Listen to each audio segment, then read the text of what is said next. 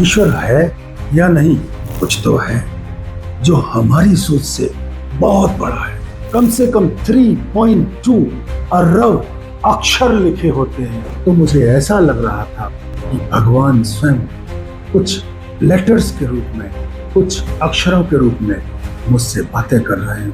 यह सब कुछ महज एक कोइंसिडेंस है या एक किसी सुपर प्रोग्रामर की सुपर स्क्रिप्ट। और ये भी सोचो, ये ग्रेविटेशनल फोर्स इतना परफेक्ट बैलेंस में है कि यहाँ अर्थ पर लाइफ संभव हो पाई। इतना फाइनली ट्यून्ड है कि मैं इसे महज एक संयोग या कोइंसिडेंस नहीं मान सकता। आपका नाम पहले से लिखा हुआ है, आप उसे देखकर क्या कहेंगे? दोस्तों, ईश्वर है या नहीं, यह सवाल हर युग हर इंसान के मन में रहा है। विश्वास करो या मत करो, लेकिन इंसान के सबसे बड़े रहस्य, विज्ञान के सबसे गहरे फैक्ट और हमारी आत्मा के सबसे बड़े अनुभव सब एक ही बात करते हैं। कुछ तो है जो हमारी सोच से बहुत बड़ा है। और सच यह भी है, विज्ञान भी कभी ना कभी भगवान की झलक दिखा ही देता है। आज मैं बायोगुरु आपको 10 ऐसे तथ्य बताऊंगा जो विज्ञान के द्वारा प्रमाणित हैं, जिनको समझने के बाद आप खुद सोचेंगे, द गॉड, बिलीव इट और नॉट, भगवान है या नहीं। फैक्ट 1, इसमें हम डिस्कस करेंगे डीएनए। डीएनए जिसे ब्रह्मांड की सबसे विशाल किताब माना जाता है। ह्यूमन जीनोम प्रोजेक्ट यानी HGP, जो 1990 में शुरू हुआ था, उसने ये सिद्ध किया कि हर सेल में डीएनए होता है और हर डीएनए पर कम से कम 3.2 अरब अक्षर लिखे होते हैं। मानो ऐसा लगता है कि एक सेल के अंदर पूरी की पूरी एक विशाल लाइब्रेरी समा गई हो। फ्रांसिस कॉलिंस, वही वैज्ञानिक जिन्होंने डीएनए के कोड्स को पढ़ा और कहा, जब मैं पहली बार डीएनए के स्ट्रक्चर को स्टडी कर रहा था, समझ रहा था, तो मुझे ऐसा लग रहा था कि भगवान स्वयं कुछ लेटर्स के रूप में, कुछ अक्षरों के रूप में मुझसे बातें कर रहे हैं। सोच के देखिए, वो वैज्ञानिक जो डीएनए को दुनिया के सामने ला रहा है और वो खुद भगवान से बात कर रहा है। अगर एक वैज्ञानिक खुद ये कहे कि डीएनए में लिखे हुए कोड्स वे साधारण नहीं बल्कि दैवीय हैं, डिवाइन हैं, एक पल के लिए सोच के देखिए, एक मोबाइल ऐप बनाने के लिए लाखों लाइंस ऑफ कोड चाहिए, तो फिर एक छोटी सी सेल के अंदर इतने लाखों कोड कौन लिख गया? कोई तो है। यह सब कुछ महज एक कोइंसिडेंस है या एक किसी सुपर प्रोग्रामर की सुपर स्क्रिप्ट? फैक्ट 2, इसमें हम यूनिवर्स की फाइन ट्यूनिंग के बारे में जानेंगे। ग्रेविटी यानी गुरुत्वाकर्षण बल, यह वही शक्ति है जो हमको जमीन से बांधे रखती है और सारे ग्रहों को सूरज के चारों तरफ एक पर्टिकुलर आयाम में घुमाती रहती है। अब ये भी सोचो, ये ग्रेविटेशनल फोर्स इतना परफेक्ट बैलेंस में है कि यहाँ अर्थ पर लाइफ संभव हो पाई। अगर यह बल थोड़ा भी ज्यादा होता तो सब कुछ अपने आप कोलैप्स हो जाता, कुछ भी नहीं बनता, ना तारे, ना अर्थ, ना प्लैनेट। और अगर ये फोर्स थोड़ा सा भी कमजोर हो जाता तो यूनिवर्स बनते समय जो पार्टिकल्स उड़ रहे थे, जिनके बनने से गैलेक्सीज बनी, कुछ भी नहीं बनता। इतना परफेक्ट बैलेंस। जब वैज्ञानिकों ने कैलकुलेट किया तो पता लगा कि ये बैलेंस इतना नाजुक है कि इसमें गलती की संभावना 1 × 10⁻60 है। मतलब 1 के आगे आप 60 जीरो लिखो, जब नंबर जो निकल के आए इतनी संभावना है गलती की, फिर भी गलती नहीं हुई। मतलब नहीं समझ में आया? आप एक पेपर निकालिए, उस पे 1 × 10⁻60 लिखिए, यानी 1 के बाद 60 जीरो लिख दीजिए, ठीक है। और फिर उसमें से सिर्फ एक एग्जैक्ट नंबर चुनना हो, यही है फाइन ट्यूनिंग।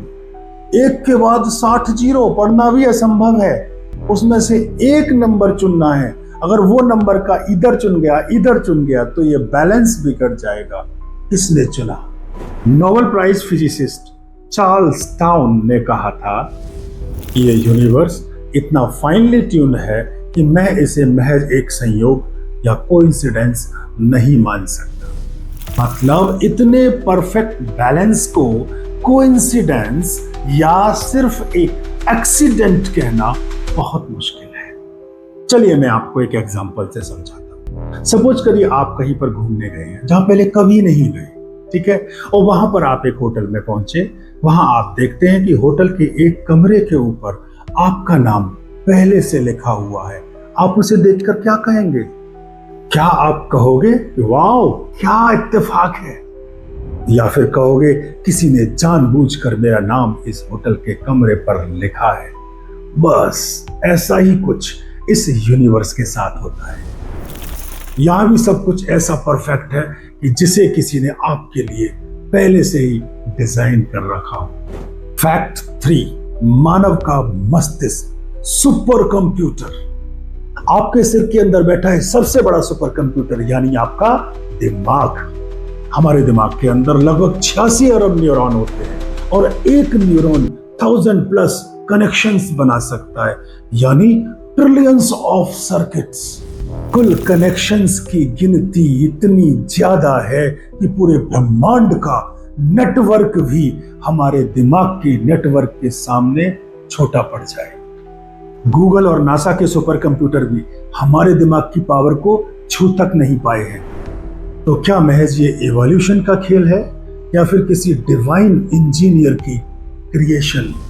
आप एक चलते फिरते मिरेकल हैं। फैक्ट 4, हमारी कॉन्शियसनेस ये विज्ञान की हार है या फिर आत्मा की खिड़की? चलिए देखते हैं।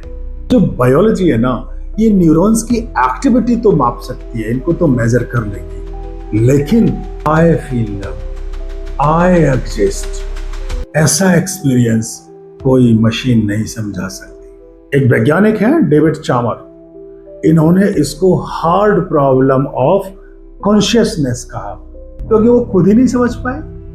गांधी जी भी कहते थे, मेरे भीतर की आवाज ही मेरी सबसे बड़ी शक्ति है। भीतर की आवाज, समझ रहे हैं ना? हमारी कॉन्शियसनेस ही वो खिड़की है जहां से इंसान आत्मा की झलक देखता है और बताता है कि हम सिर्फ ये शरीर ही नहीं, कुछ और भी है। एक्चुअली कॉन्शियसनेस साइंस का नहीं, आत्मा का विषय है, और यही हमें भगवान के सबसे करीब लेकर जाता है। फैक्ट 5, हमारे जन्म का विज्ञान। भ्रूण विज्ञान यानी एम्ब्रियोलॉजी कहती है कि भ्रूण का हृदय 22वें दिन अपनी माता के गर्भ के अंदर धड़कना शुरू कर देता है। एक बहुत प्रसिद्ध स्त्री रोग विशेषज्ञ ने यह लिखा है कि जब भी मैं किसी प्रेग्नेंट वुमेन का अल्ट्रासाउंड करके बच्चे की हार्ट बीट सुनती हूँ तो ऐसा फील होता है कि भगवान कुछ फुसफुसा रहा हो और मुझसे कह रहा हो, मैं यही हूं।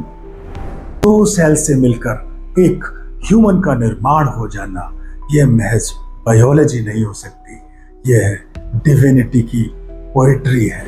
हर हार्ट बीट के अंदर भगवान की धड़कन छिपी हुई है, ईश्वर का म्यूजिक सुनाई देता है। फैक्ट 6 में हम अस्तित्व की संभावना का जिक्र करेंगे। मशहूर वैज्ञानिक रोजर पेनरोज, इन्होंने कैलकुलेट किया कि इस यूनिवर्स की उत्पत्ति जिस एग्जैक्ट स्टेट में हुई उसकी संभावना थी 1 × 10 × 10 to the power 1 2 3। ये मतलब 1 के बाद 10 की पावर में 123 जीरो। यह नंबर इतना बड़ा है कि पूरी साइंस में, पूरे मैथ में किसी भी प्रोबेबिलिटी से कंपेयर नहीं किया जा सकता। अच्छा, मैं इसे आसान करके समझाता हूं। सोचो आपके पास एक ताश का डेक है, यानी 52 कार्ड्स हैं। अगर आपको उस डेक को पूरे परफेक्ट ऑर्डर में एक ही बार में सफल करना है, मतलब आप कार्ड को बिछाएं और सारे बिल्कुल एक साथ एक ही परफेक्ट ऑर्डर में आ जाएं, तो इसकी प्रोबेबिलिटी यानी संभावना बनती है 1 × 10⁻68।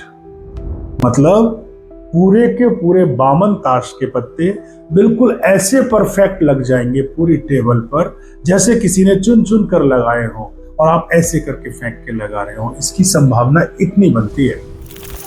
मतलब उस ताश का एक परफेक्ट ऑर्डर आने का संभावना है 1 × 10⁻68। मतलब एक के बाद 68 जीरो लगा दिया जाए, इतना चांस है। आज समझ में आ रही है? अब सोचो, यूनिवर्स की सही शुरुआत की प्रोबेबिलिटी भी, उसकी संभावना भी इससे अरबों खरबों गुना ज्यादा रेयर है। मतलब यूनिवर्स का इस तरह से एग्जिस्ट करना ऑलमोस्ट इम्पॉसिबल था, लेकिन ऐसा हुआ। यूनिवर्स बना और हम यहां हैं। स्टीफन हॉकिंस ने भी कहा था, इस यूनिवर्स का मेयर एग्जिस्टेंस ही दुनिया का सबसे बड़ा चमत्कार है। मतलब कि यूनिवर्स का बनना अपने आप में ऐसा है जैसे कि इम्पॉसिबल लॉटरी में जैकपॉट जीत जाना। आपका इस दुनिया में होना प्योरली एक्सीडेंटल तो असंभव था, लेकिन फिर भी आप हैं। इसका मतलब किसी सुप्रीम पावर ने पहले से ही एक यस लिख रखा था आपके लिए। आपका जन्म ही इस बात का सबूत है कि आप किसी रीजन से यहां आए हैं। फैक्ट 7 में हम नियर डेथ एक्सपीरियंस की चर्चा करेंगे, यानी NDEs की। वर्ष 2001 एक सुप्रसिद्ध मेडिकल जर्नल ने लगभग 344 पेशेंट की NDEs की, और अधिकतर पेशेंट ने बिल्कुल एक जैसा एक्सपीरियंस फील किया, जैसे एक लंबी टनल, बहुत ज्यादा लाइट, लाइफ का रिव्यू, लाइफ के फ्लैशबैक, सभी ने एक जैसा रिव्यू दिया।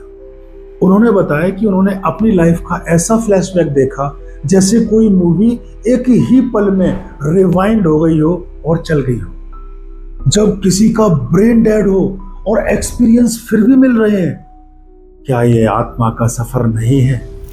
साइंस भी मानता है life is more than biology. Doctor Eben Alexander, जो खुद एक न्यूरो सर्जन है, कोमा में चले गए थे। जब कोमा में से इनको होश आया तो बोले, मैंने भगवान देखा, एक रोशनी, एक वार्मथ, और उसने मेरा जीवन बदल दिया। 8वें फैक्ट में हम चर्चा करेंगे गोल्डन रेशियो, यानी भगवान का सिग्नेचर।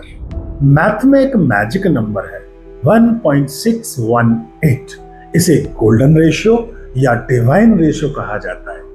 नेचर में ये बार बार रिपीट होता है, जैसे सूरजमुखी की पंखुड़ियों का पैटर्न, समुद्र में पाए जाने वाली सीप यानी शेल्स का घुमाव, और यहां तक कि गैलेक्सीज का स्पाइरल भी इसी पैटर्न पर बना हुआ है।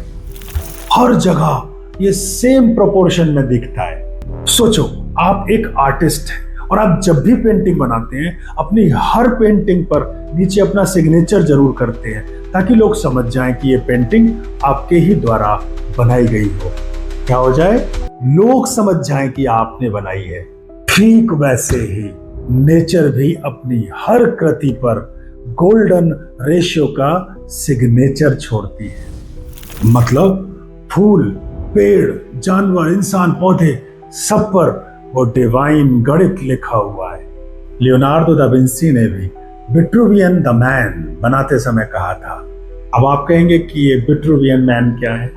एक्चुअली लियोनार्डो दा विंसी बहुत जबरदस्त कलाकार थे, बहुत बड़े आर्टिस्ट, ठीक है, बहुत बड़े साइंटिस्ट। उन्होंने एक कृति बनाई, ठीक है, उसमें एक आदमी खड़ा हुआ है, 2 हाथ ऊपर फैलाकर और पैर नीचे फैला रखे हैं। वो आदमी एक सर्कल में परफेक्टली फिट है और एक स्क्वायर में भी परफेक्टली फिट है। वो ये सिद्ध करना चाहते थे कि भगवान ने जो इंसान बनाया है, इसका एक प्रपोर्शन जो है, इसका जो रेशियो है, वो उसके हिसाब से परफेक्ट है। हाथ की दूरी, पैर की दूरी, आपका पूरे शरीर का स्ट्रक्चर एक परफेक्ट रेशियो में बना हुआ है। इसीलिए वो उस सर्कल में और उस स्क्वायर में फिट हो गया। तो जब लियोनार्डो दा विंसी ये कृति बना रहे थे, तब उन्होंने कहा कि नेचर की परफेक्ट सिमेट्री भगवान की भाषा है। मतलब शरीर और प्रकृति का हर प्रपोर्शन एक छुपे हुए गणित की ब्यूटी को फॉलो करता है। हर फूल जब खिलता है, हर सितारा जब चमकता है, तो वह सिर्फ सुंदर नहीं होता, उस पर ईश्वर का सिग्नेचर हुआ होता है। वो भगवान की हस्ताक्षर वाली पेंटिंग होता है। मतलब आप भी एक चलती फिरती डिवाइन आर्ट है, भगवान की पेंटिंग है। आप पर भी उस ईश्वर के हस्ताक्षर हो रहे हैं। नवे फैक्ट में हम जानेंगे कि बिग बैंग से पहले क्या हुआ था। बिग बैंग थ्योरी तो आप जानते होंगे, जिससे यूनिवर्स का निर्माण हुआ है। साइंस बताता है कि बिग बैंग 13.8 बिलियन साल पहले हुआ था। लेकिन स्टीफन हॉकिंस भी मानते थे, what came before big bang is outside our physics. Big bang से पहले जो कुछ था वो हमारे फिजिक्स से बाहर की चीज है। लेकिन भारतीय ऋषि हजारों हजार साल पहले ये लिख कर गए थे कि ब्रह्म ही सब कुछ है और उसी शून्य से ये सृष्टि का निर्माण होता है। याद रखिए, जहां विज्ञान का रास्ता खत्म होता है, वहीं से फेथ का रास्ता शुरू होता है। और शायद वही ईश्वर का, भगवान का पहला पद चिन्ह है, the first footprint of God. 10वें फैक्ट में हम जिक्र करेंगे विश्वास की शक्ति की। हार्वर्ड मेडिकल स्कूल और मेयो क्लिनिक की स्टडीज ये बताती है कि प्रेयर, मेडिटेशन अगर मरीजों को कराया गया है तो उनकी रिकवरी फास्ट हो रही है और उनकी इम्यूनिटी बूस्ट कर रही है और उनमें हैप्पी हार्मोन का निर्माण हो रहा है। मतलब भगवान से की गई प्रार्थना और भगवान में किया गया विश्वास सिर्फ आपको शक्ति नहीं देता, बल्कि आपकी बायोलॉजी, आपकी जीन को भी हील करता है। मतलब भगवान में विश्वास सिर्फ मन की शांति नहीं देता, बल्कि वो आपकी बायोलॉजी, आपकी जीन को भी हील करता है। तो दोस्तों, डीएनए की किताब से लेकर यूनिवर्स की फाइन ट्यूनिंग तक, मस्तिष्क से लेकर आत्मा तक, जीवन से लेकर मृत्यु तक, हर जगह एक डिवाइन ट्यूनिंग है। हर जगह गॉड क्रिएटेड डिजाइन है। आप उसे गॉड कहो, आप उसे नेचर कहो, या आप कहो उसे कॉस्मिक इंटेलिजेंस, लेकिन सच्चाई यही है कि उसका सिग्नेचर हर जगह है।